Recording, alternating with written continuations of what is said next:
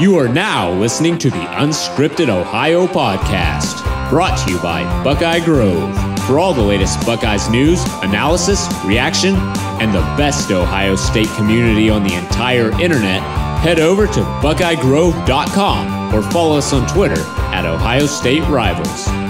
Without any further delay, it's time to get unscripted, broadcasting from Podcast Central, a place that is not his mother's basement. Hey, Mom!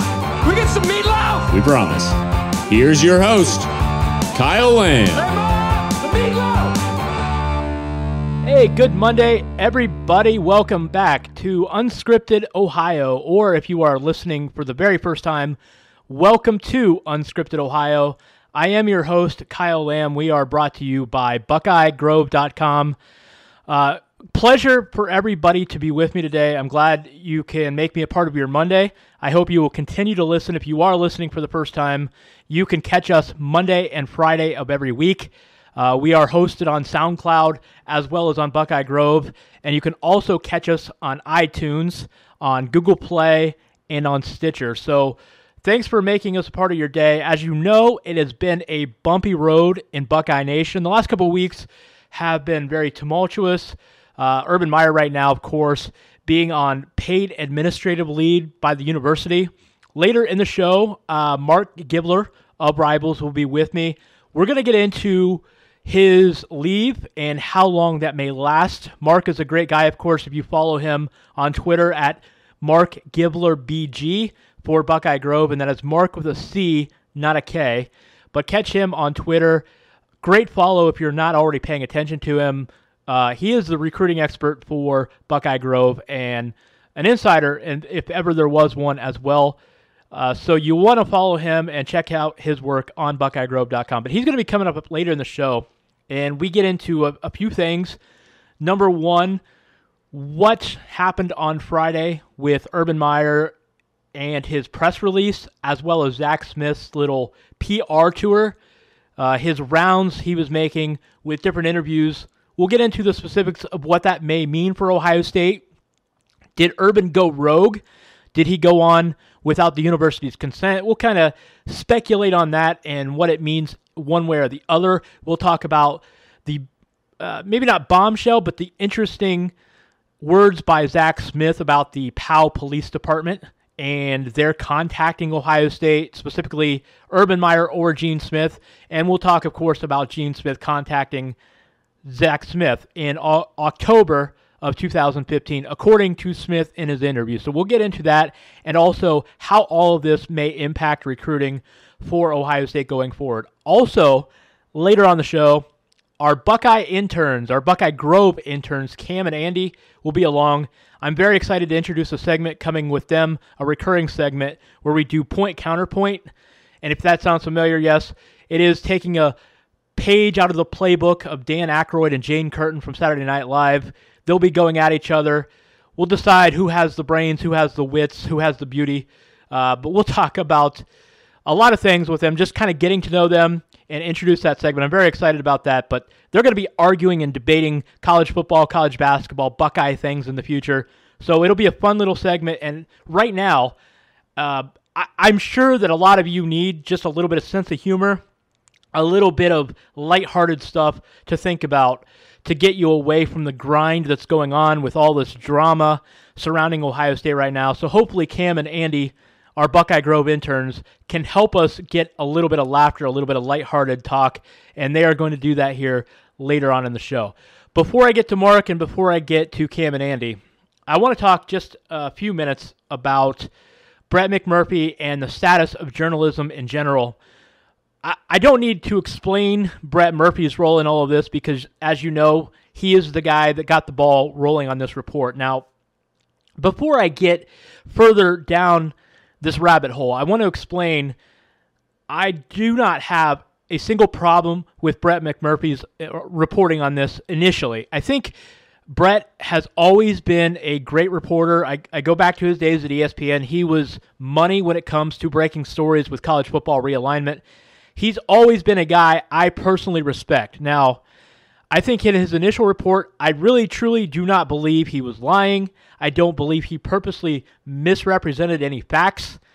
And I would be cautious for anybody to accuse him of that.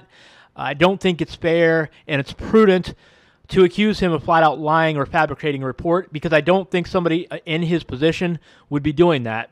I know people are saying, well, he's unemployed or self-employed right now, so he has motivation to land somewhere. But that's not true, because he already does have a job coming up with Stadium beginning here in the next couple of weeks. So he does have a job. He doesn't have any motivation to lie right now. I don't think that's the case, and I don't think it's fair to cast that stone. But here's where I maybe differ. And look, if you've been a part of the media or if you read a lot of the media, you know one of the things is they don't eat their own, okay? They're just not going to gang up on one another. It's a sad but true reality of the state of journalism today, is that the media are very defensive of one another. And I get that to an extent, because everybody has a strong relationship and they don't want to cast a stone when they might make the same mistake themselves. So there is, to some degree, an understandable loyalty that they have for one another.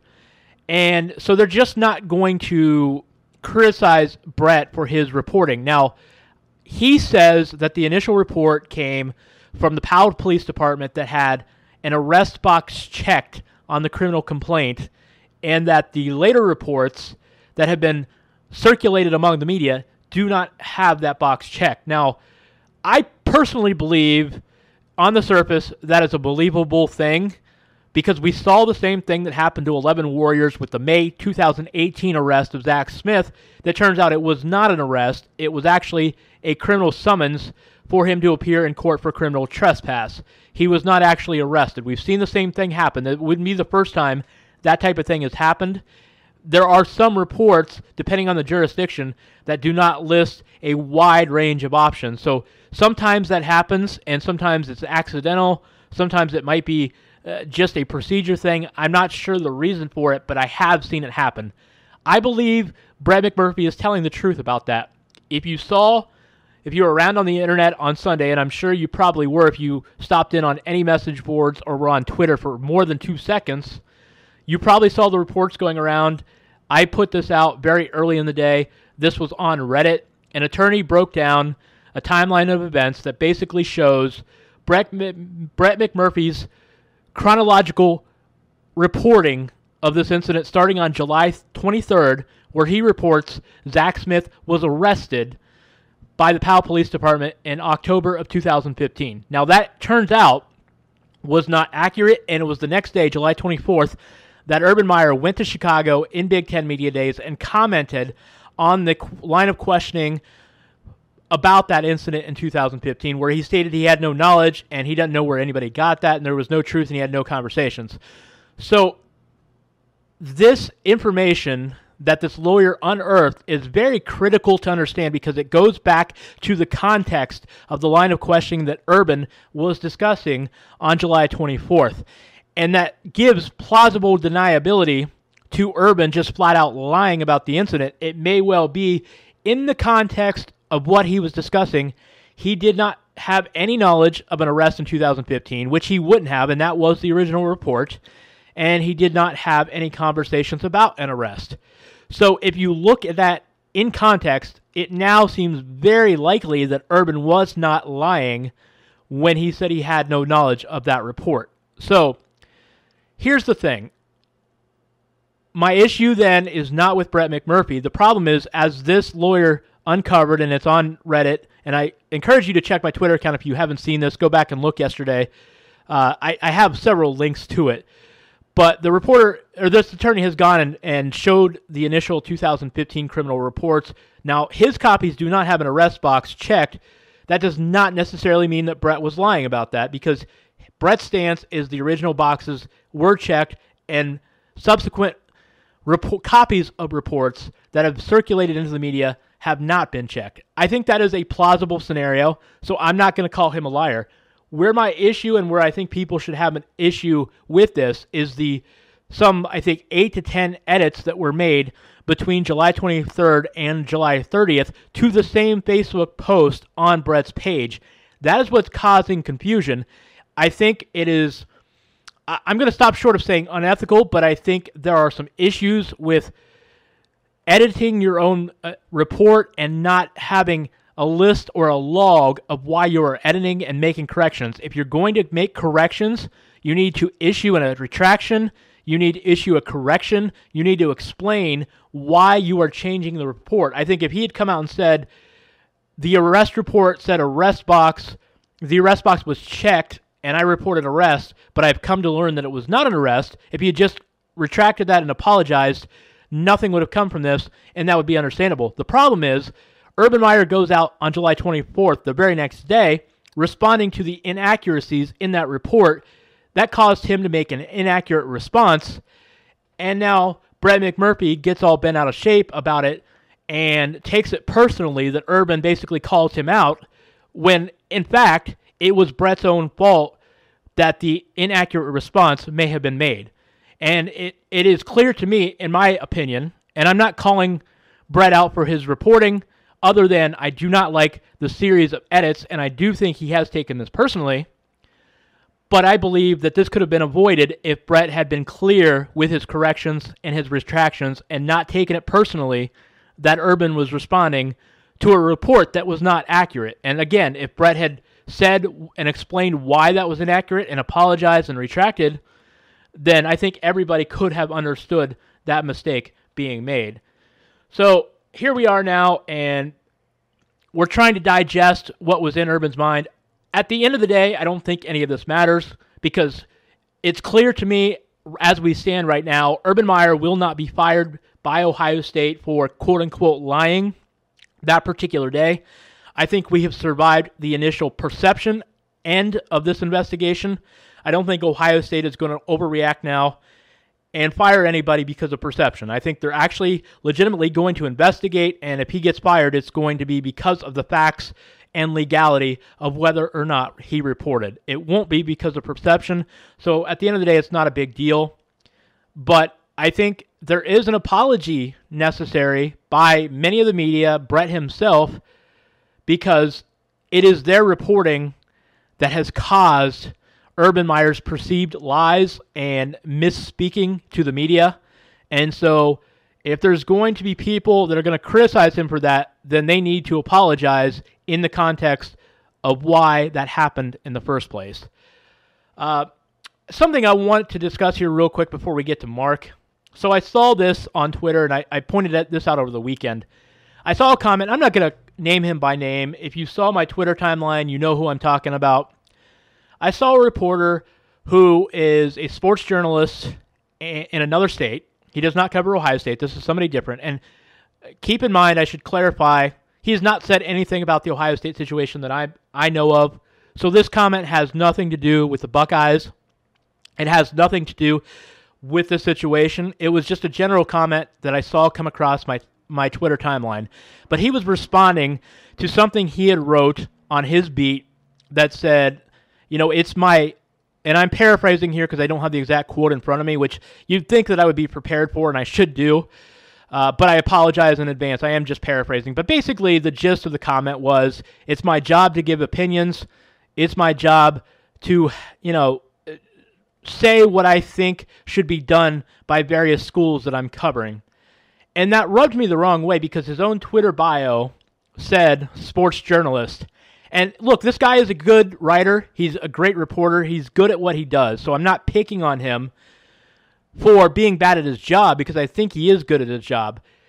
But that is part of the reason we are in this problem, in this deep hole we are in with journalism today in our society. Everybody wants to have an opinion, which is fine. There's nothing wrong with reporters and journalists having an opinion. There's nothing wrong with them writing columns based on their opinion. But if you're trying to be a true reporter, your job, first and foremost, is to get to the bottom of a story, report the facts objectively and impartially.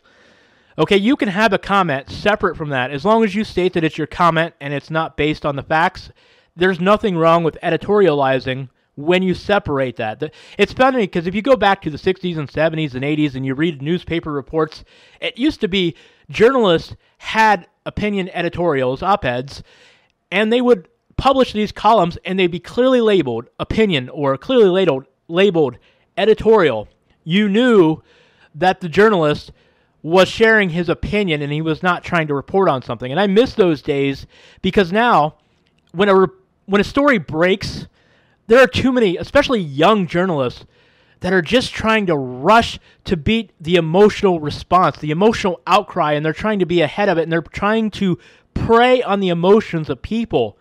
And they want to write this opinionated column that makes them look morally superior.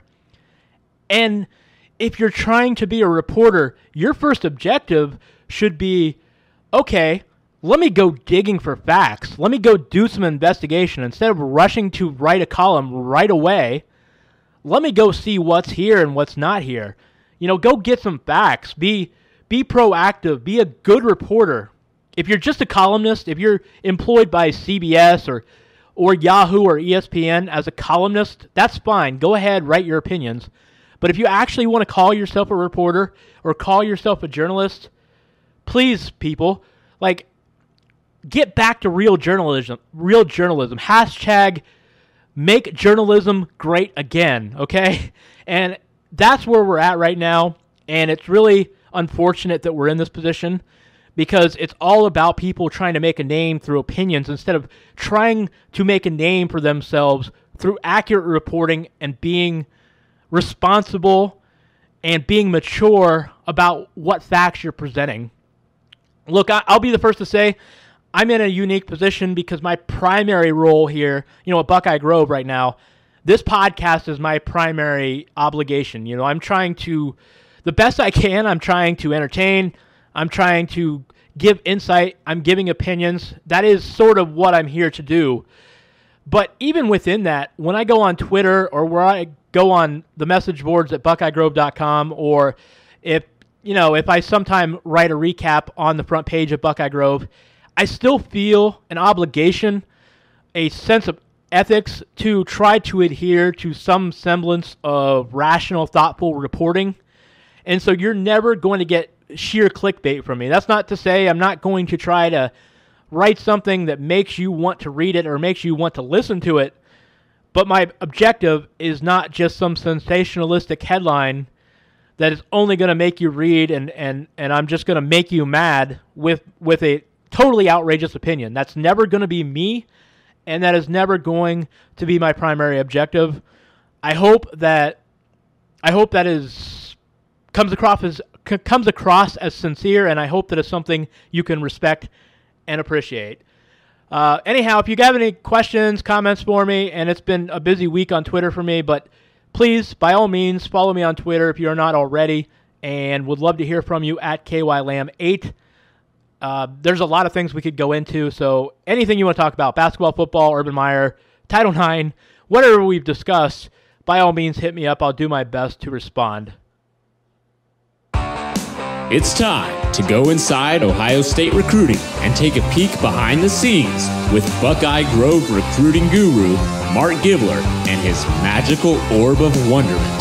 They said it couldn't be done, but he's outdone himself once more. Back for another recruiting roundup.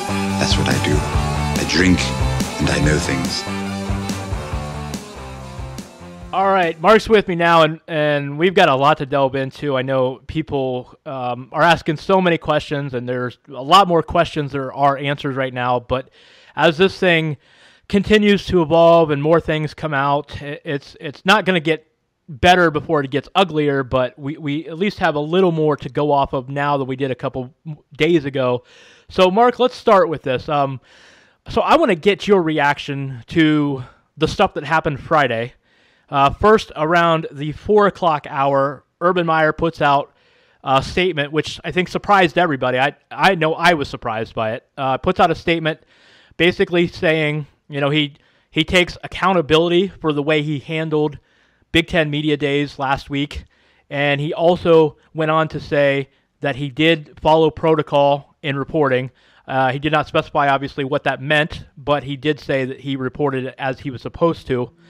And then about an hour later, and I think we can all speculate, and that's what it is, speculation, but we can speculate that knowing Zach Smith was going to go on the record with ESPN and then doing his interview tour with 105.7 The Fan, or 105.7 The Zone in Columbus, Urban probably got wind of that, and that may have fueled why he put out the press release when he did. But Zach Smith stating on the record that Urban was aware of the allegations, and Gene Smith had subsequently then contacted him to ask about it. So I want to ask your opinion.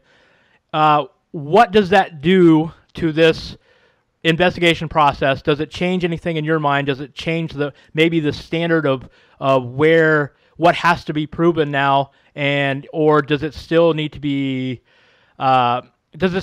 shown and corroborated that Urban did in fact report this, or does that just change how the investigative board might look at that? Yes and yes. I mean, I think. Well, yes, I think it changes everything that he comes out and basically, says that he told Gene Smith and passed it up the chain. I was surprised. I think I was more surprised that Zach Smith started doing the interview tour, because his lawyer had been so adamant that they were not going to play this out in the media, and then all of a sudden he's doing 3 or 4 different interviews and really took this thing to the next level, which I wasn't sure was possible. But with Urban specifically, I mean, don't we have to hear from Gene Smith in all of this? I mean, don't we, regardless of which side of this you're on, don't we have to hear from Gene Smith and what whether he's going to, give us the same version of events as Meyer and Smith or what? Because, the interesting thing for me about Urban's statement was, was this coordinated by the university for him to do this, or did he just do this? Did he just say, you know what, I don't think I did anything wrong, and I'm going to do this without any permission from anybody, and everyone else can sort of deal with the fallout of that, of those comments. So I think we need to hear from Gene Smith. Yeah, I think that's an interesting thing because, like you said, he could have done it just on his own, just rogue Urban Meyer, just putting it out there, forget what anybody thinks about this, I'm going to do it. He could have said, I'm going to do it, but the university gave the okay. Or was this a university decision for them to go on the aggressive? It is interesting, and that is, I think, going to be a critical aspect of this to know what went on behind the scenes. I thought one of the interesting things to come out of the Zach Smith interview was not only the fact that Gene Smith contacted him in 2015, but apparently, according to Zach Smith, the Powell Police Department actually contacted Ohio State about this, which raises a lot more questions about that angle, because we've been sitting here wondering, okay, what did the Powell Police Department know about the situation? Why were arrests never made? What is their line of thinking? And now we knew, obviously, that they had some criminal complaints, but not only that, they apparently, at least according to Zach Smith, contacted Ohio State about this, which really is interesting. I know it fuels the conspiracy theories, but I'm just more interested in what kind of perspective that would have shed on the whole decision-making process. Yeah, that's another group we need to hear from, I think. Maybe less so for Urban Meyer's future, but just in the general grand scheme of all this. But, the one thing I keep going back to is, if the police are called for a domestic violence dispute and there's evidence of domestic violence, I mean, this is not a judgment call that they're allowed to make where they're like, well, she could have got that bruise this way, or he could have got that scratch that way, and, this could be unrelated. And no. If someone is physically injured, bruised, whatever it may be, they are at that point obligated to take them to jail. No questions asked, and sort the rest of the case out later, but someone's going to jail at that point. And that never happened. And I think, again, whether or not that's a huge part of the Urban Meyer situation or not, it's a big part of the situation in general is, why did that never happen? Why did no one go to jail here? And that's a question that certainly the Powell police are going to have to answer at some point. to as we get to the bottom of this. I mean, that to me is the biggest thing, is that the Powell police seem very involved in this situation. It seems like there are numerous occasions of them being involved with the Zach and Courtney Smith relationship and the disputes they've had over the years, and nobody was ever put in cuffs. So that's a definite question that needs to be answered right now, is why that's the case, and to sort of get the professional opinion of the police officers involved as to how this has been handled the way it's been handled. Well, and I think, and also, it just goes to show that, let's say we take Zach Smith at face value, at his word. And I know, look, there are credibility issues here on both sides, I think, so I wouldn't take anybody's word for gospel in this whole thing. But it is interesting because if Zach Smith is telling the truth about Powell reaching out to Ohio State about this, it just goes to show that if that is true, at least Urban, in his mind, definitely was not operating off of conjecture or some blind loyalty to Zach Smith. I mean, here he was, if this is true, speaking with the police department. And so, since the police department had not pressed charges, it does stand to reason that at least Urban was operating off of a professional's opinion about the case and not just trying to blindly, defend Zach Smith at all costs. Yeah, I mean, we're definitely walking a thin line here when we start to put Urban Meyer, when we start to give Urban Meyer more responsibility than the police. I think we're starting to walk a thin line here. I don't want my head football coaches and head basketball coaches doing legal investigations. I think we've already given these coaches too much power. I don't want them involved in investigations, and so on that front, yeah. I mean, if he is having dialogue with the police and there are no arrests made, and the police are giving him some type of version of a story that would exonerate Zach Smith in his mind of domestic violence, then what do we want our head football coach to be doing at that point? Whatever university you're at, do you want your head football coach to do his own detective work at that point? I mean, I just, what qualifies him to do that? There's a lot of additional stuff there that that we could probably go into that would take this podcast north of a couple of hours. But, at the end of the day, I want my coaches to coach. I don't want them to be lawyers or police officers or anything else, because they're not qualified to do that. And why anyone would want a biased party like Urban Meyer involved in a police investigation of one of his coaches is beyond my comprehension. I mean, that's not a neutral party at that point, for even the people who are at the gates, storming the gates here, calling for Urban Meyer's job. Why would you want him involved in an investigation like that? He's not a neutral party. It's like they say, let the judges and juries be judges and juries. That's not. Yeah, I agree completely. I don't understand the need for people wanting football coaches to have to make those calls, to make those judgments. That's not their field of expertise. I don't think it's something they should be getting into. So, Marco, okay, so as we go forward now, right now, all we know is Urban is on paid administrative leave. We don't know how long that'll last. I think you and I both have heard a million different things on this, and we would only be speculating as to when something might be final as far as a decision. But I am curious. So we know Brett McMurphy has not really hinted, but pretty much said he's holding back stuff and is planning on coming out with more, and it's anyone's guess as to when that will be.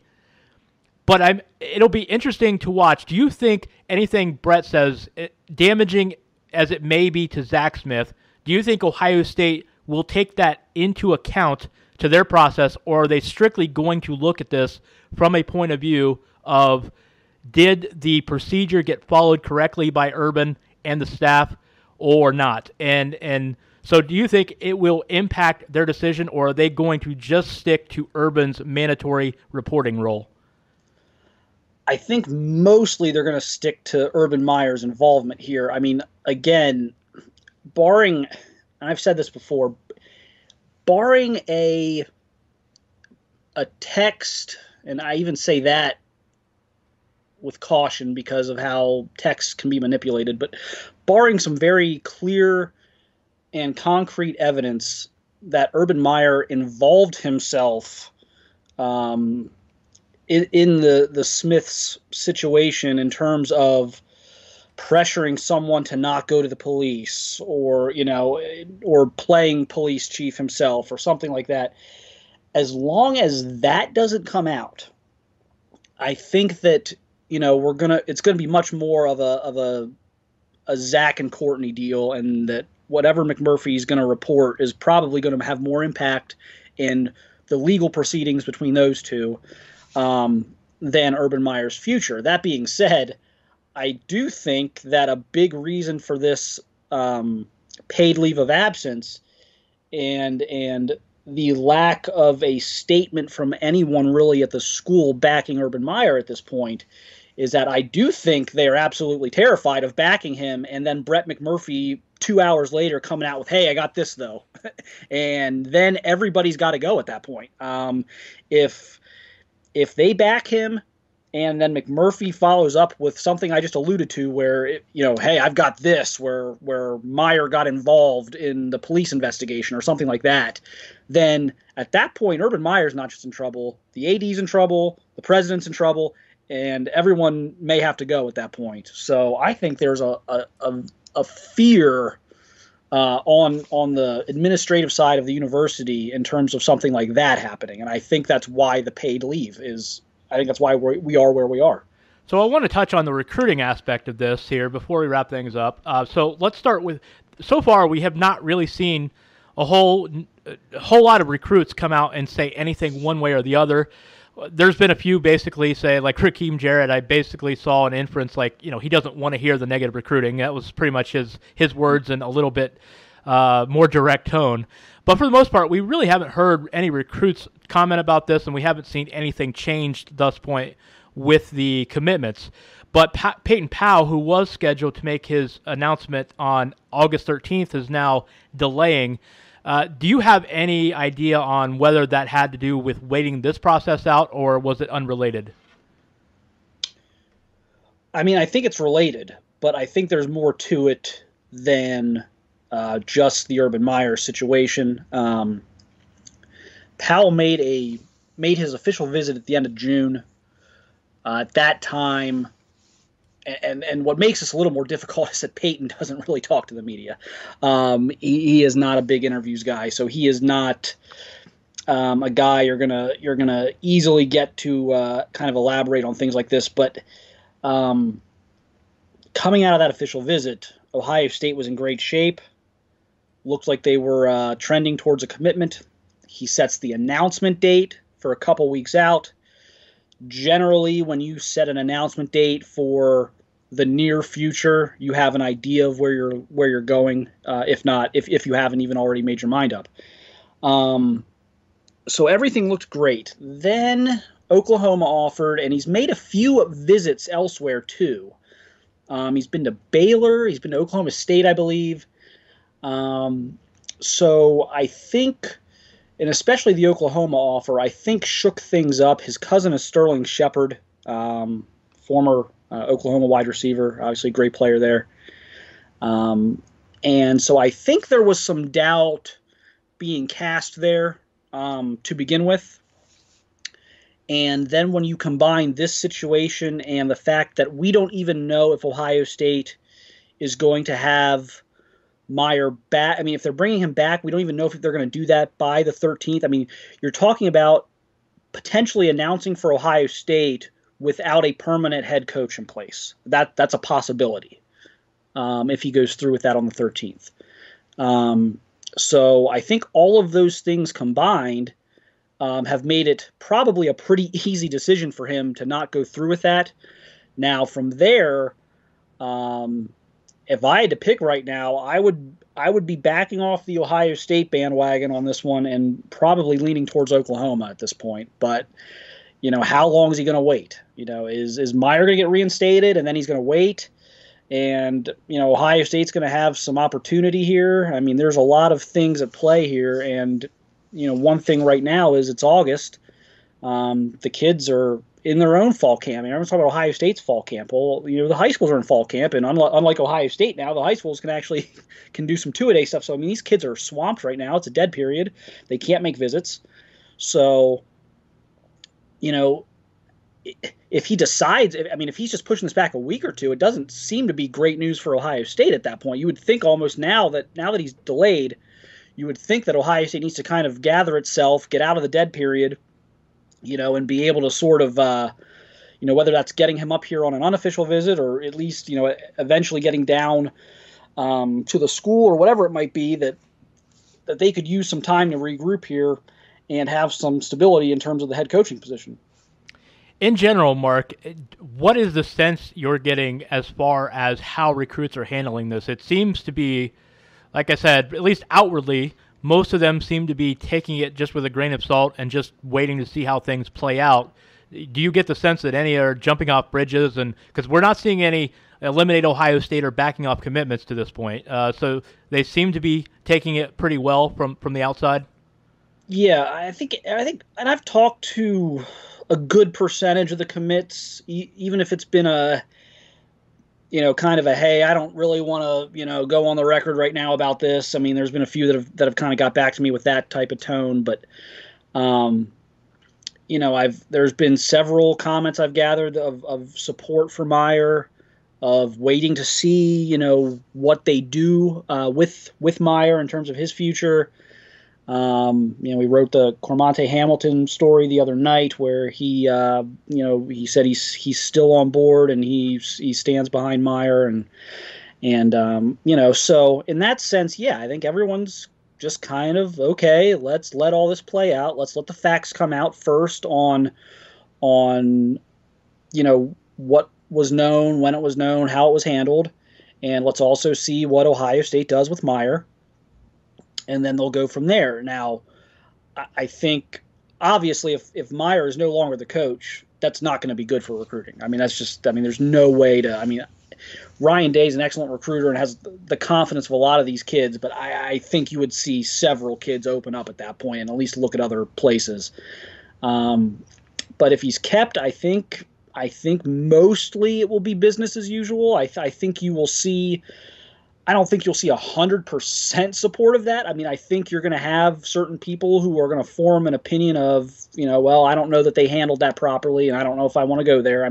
You will see that happen, whether it's either a commit or two or probably more likely a guy that's just considering Ohio State. Is you may run into a group of parents who decide that they're not going to, be involved with Ohio State anymore. And so I think there could be a little bit of negative that comes with the situation, but if Meyer's kept, I think mostly everything will stay intact, and I wouldn't expect a huge drop off at this point, but that, we'll see. Like I said, the dead period kind of makes it interesting right now because kids cannot take visits, and look, every kid here is probably sitting down with their parents and going over contingency plans. So I probably should put that out there too.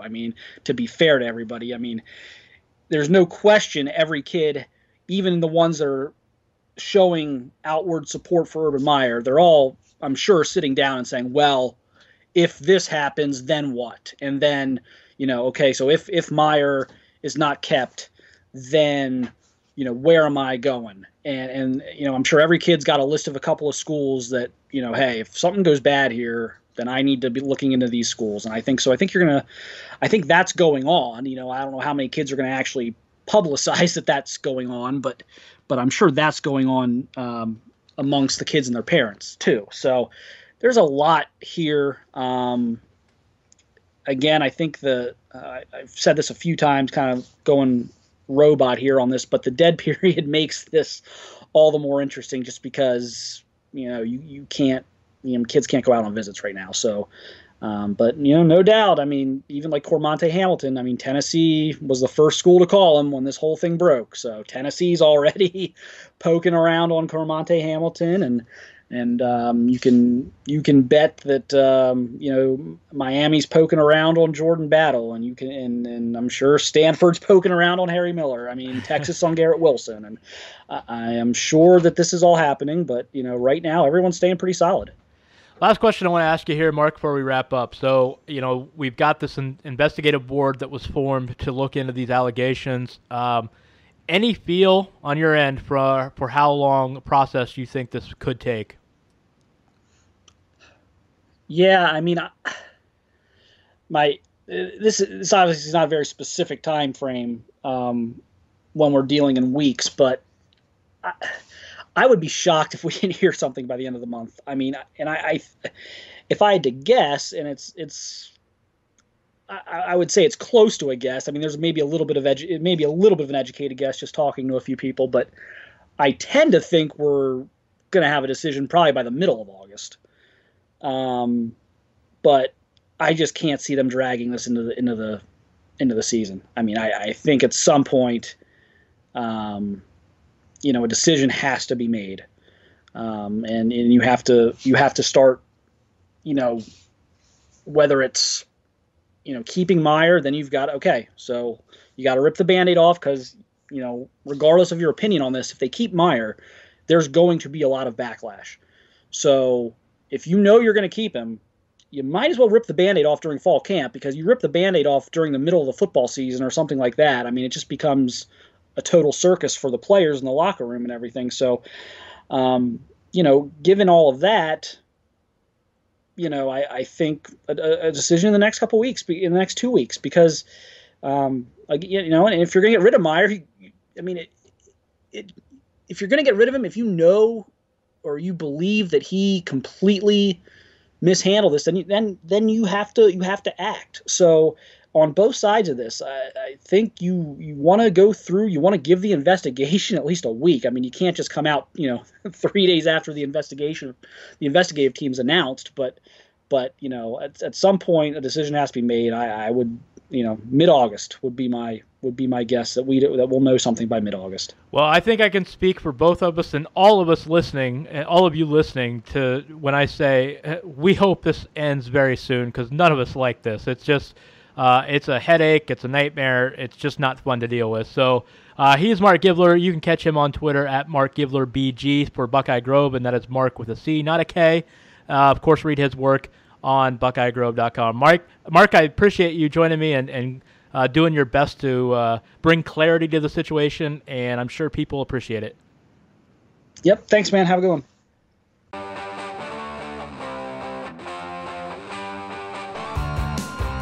All right, we're back now with our new Buckeye Grove interns, Andy and Cameron, and we're going to first introduce these guys. We're going to be doing a new segment throughout the year. It's going to be called Point Counterpoint, and you guys may remember the old Saturday Night Live skit. For those of you old as dirt like I am, where with Dan Aykroyd and Jane Curtin and the infamous Jane, you ignorant slut. Well, we're gonna get that going with Andy and Cam here, because these two are eager to make a name for themselves. You can follow them on Twitter. Andy's at UniotoTank55 and Cam is at CamRam26. But you'll be reading their work throughout the year, as they're going to be helping us with Ohio State coverage, helping us with Ohio State football and basketball, and writing a couple columns and getting a good educational experience. So without further ado, let's start with Andy. Andy, tell us a little about yourself. What your major is. You're obviously going to Ohio State. So what's your interest and your major and all that? And when I say interest, we don't need anything like walks on the beach or candlelit dinners, because it's not that kind of show. And I would hate this to go down to a path where I have to report myself to the Buckeye Grove Title IX coordinator. So let's just keep it on a very basic professional level. Basic and professional. All right. My name's Andy Anders. I come from the small town of Chillicothe, Ohio. You may have heard of it. We're known for the scent of paper. I worked there this summer, the paper mill. I'm currently a third year at Ohio State in journalism. I'm also minoring in media production and analysis, as well as coaching education. In the future, I want to be a sports writer and kind of coach high school football on the side. And I really eat, sleep, and breathe football, love football ever since I was a kid. Like my dad said, it's Ohio, so all we do with football is eat it, sleep it, breathe it, and drive our wives crazy talking about it.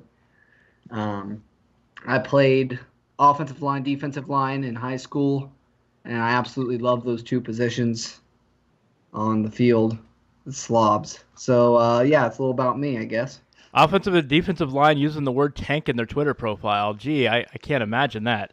You know, that there was an audible gasp when you said you want to be a sports reporter from people out there like, oh, God, no, please, no, and not another one.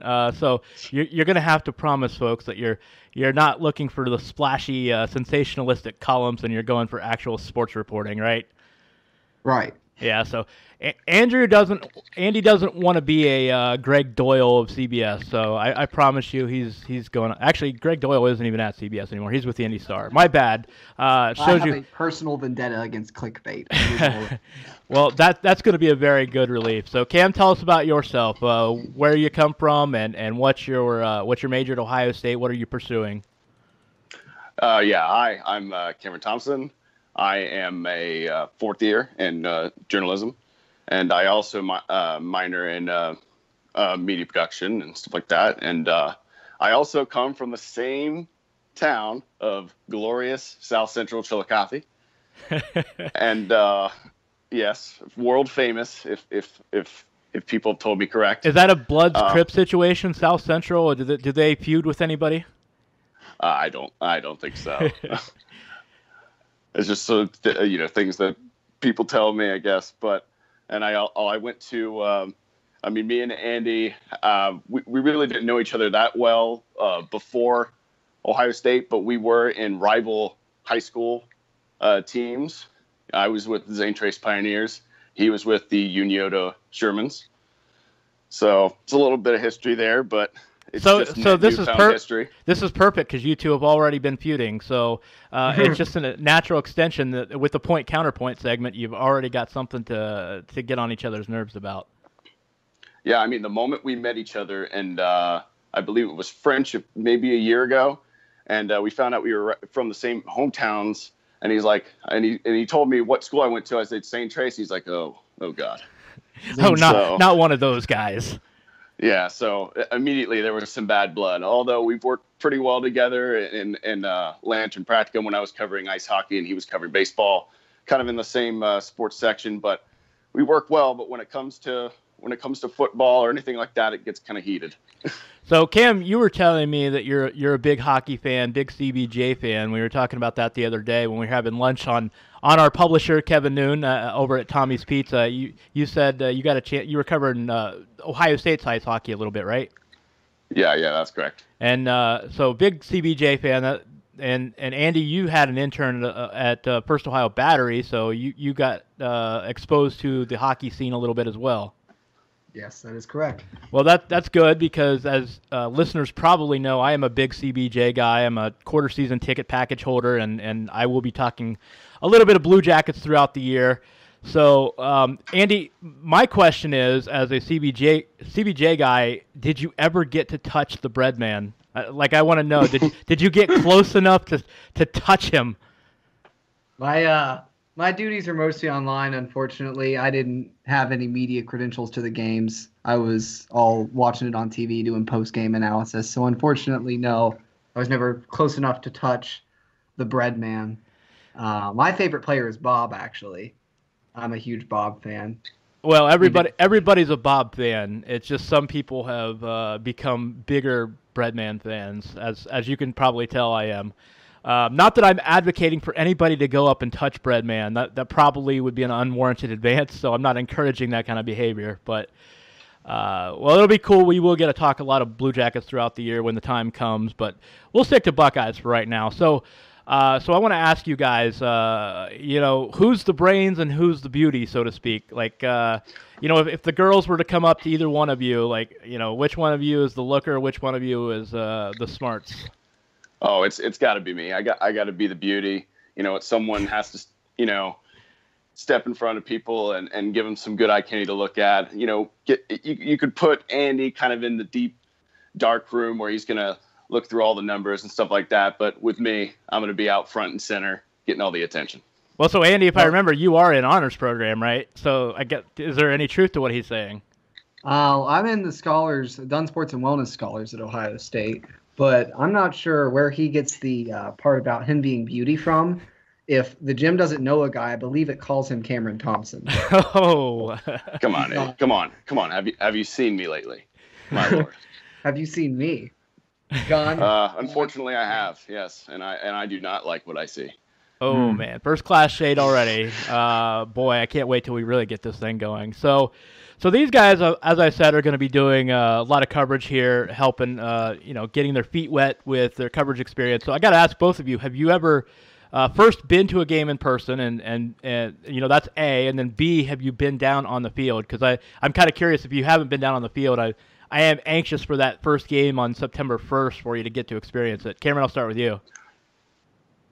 I've been to a few games. I remember, I think last year it was the Nebraska game, and so that was a real fun experience. I've regretfully never been to in the student section, which I regret to this day. But and I've never been on the field, so I've mostly been up, kind of in the top part of the stadium. But I guess the atmosphere really doesn't stay in the bottom part of the stadium. It's just it's a great experience. It's a great crowd. It's always a great time. So I'm looking forward to kind of get a little more entrenched and know the stadium and some of the fans around. So I'm really looking forward to that. Andy, how about yourself? What kind of what's the limitations or what kind of experiences have you had with Ohio State football games? Well, I've been a season ticket holder the past 2 years. Student season tickets, sat in student section.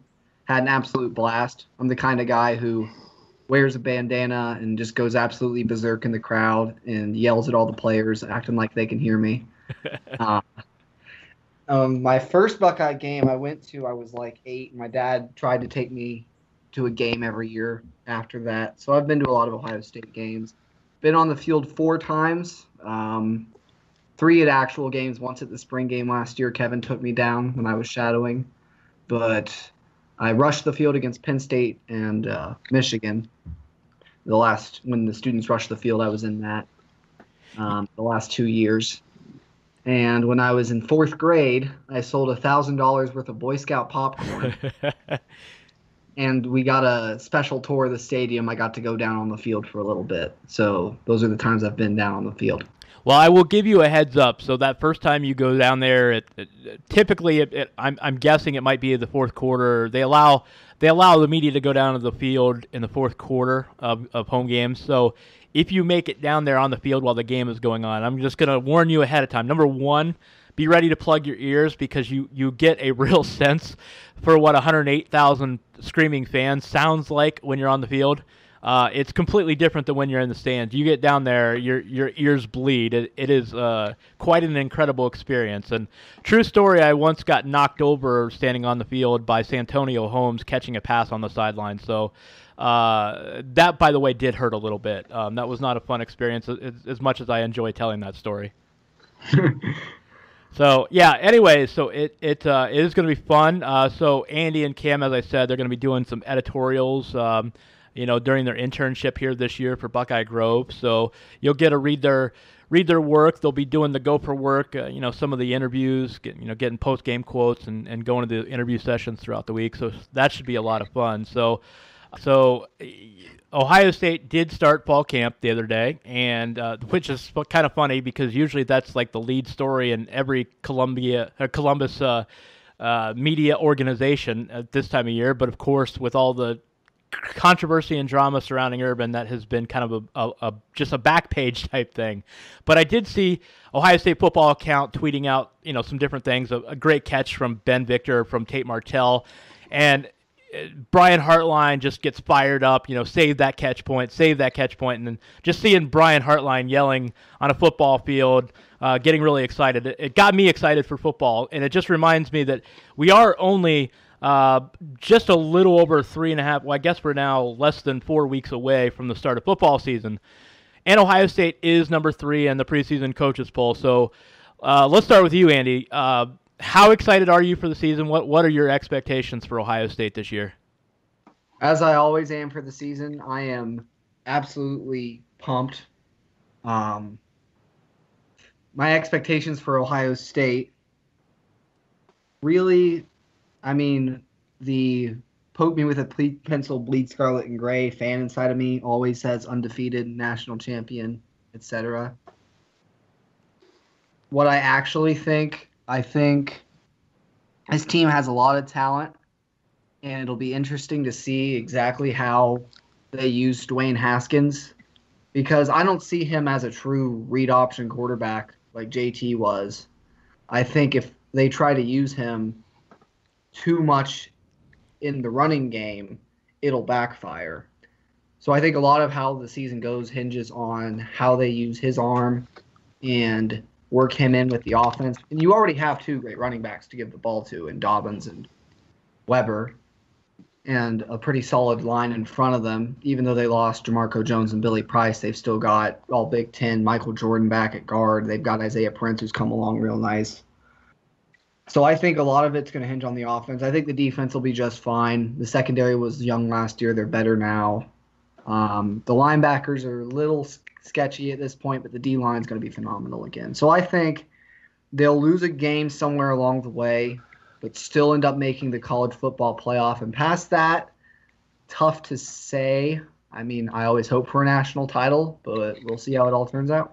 Cam, I'm curious. So, not that it matters now, but were you a Haskins guy or were you a Joe Burrow guy? And do you think Dwayne Haskins will live up to the potential now that he is presumably the starting quarterback for Ohio State?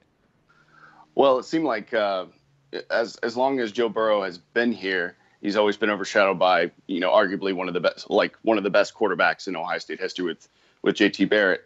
And the moment he was hurt in the Michigan game, they went straight to Dwayne Haskins, and not to put any knock on Joe Burrow, but the dude's got a cannon of an arm, and an accurate one at that. So you can understand kind of how they would come to an agreement to start Dwayne.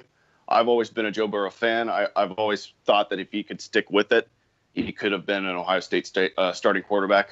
He now transferred to LSU, so I'm sure he'll do a great job down there. But Dwayne is a very talented quarterback. Ohio State, no kidding, this is an elite program. No matter who they lose, they've already gained most talent back. So you look at the team right now; it's a solid team. Like Andy said, it's a playoff team in my eyes. And like Andy said, they may slip up maybe once or twice throughout the year, but I don't think that's going to hinder them from being one of the top 4 teams in the country. So I think with Dwayne at the helm, I think you have a very impressive, accurate passer to move the ball down the field and can get the ball down the field into Benjamin Victor's hands and a bunch of other wide receivers and tight ends and hand the ball off to some great running backs, a 2-headed monster in Mike Weber and J.K. Dobbins. So they're looking pretty good in my eyes. And with Dwayne there, it's even better. Our interns, Andy and Cam, you can catch them on Buckeye Grove this year helping us out. We're very glad that they could come aboard. And that Unioto-Trace rivalry, it may not be the Yankees-Red Sox, and you may not have heard of it, but that doesn't mean it's any less fierce. You can catch these guys, again, on Point Counterpoint. We'll have them on very soon, and we'll get it into the timeless art of debate. That'll be a lot of fun. So, guys, thanks for joining us, and we look forward to the Point Counterpoint segment here on the podcast. All right, thanks for having me. All right, thanks, Cal. All right, thanks again to Cam and Andy for joining me, as well as Mark Gibler for joining. It was great to have them aboard, and Cam and Andy, very much looking forward to future Point Counterpoint segments. That should be a lot of fun. Aside from working on some beat writers coming up, national beat writers, for future podcasts to talk to, there are a couple names that I'm working on that you'll love to hear from. Football is around the corner, as you probably know. Despite all this chaos and all the drama surrounding everything, football is coming up here on September 1st, Ohio State and Oregon State to kick off the season. So we will have some beat writers coming up. Ross Bolton should be along next week. We'll talk some more X's and O's with Ross of Buckeye Grove. And a programming note I mentioned last week, Clark Kellogg. It looks like we will have Clark on the podcast, probably going to be 1 week from Friday, but I will keep everybody posted on that. We're still working on a time to record that segment. So Clark Kellogg, Ohio State great, former Buckeye basketball player, will be along at some point here in the very near future, so we can talk to him about his views and insights on Ohio State basketball. Great guy, one of the all-time class acts, one of the best Buckeyes ever to wear the uniform, both on the court and off of the court. So that should be a lot of fun when we get to talk to him. So stay tuned. We'll be back on Friday. We'll recap and unpack anything that comes our way this week. Hopefully the drama will subside a little bit, but if not, we'll be here to unpack it on Friday. So catch me on Twitter at KYLam8. Catch the show Monday and Friday on SoundCloud, iTunes, Google Play, and Stitcher, and of course, BuckeyeGrove.com. Thank you for listening, everybody. Go Bucks. You can get new episodes of Unscripted Ohio on Mondays and Fridays exclusively at BuckeyeGrove.com or anytime on SoundCloud, iTunes, Google Play, or Stitcher. Be sure to subscribe to stay up to date on all things Ohio State.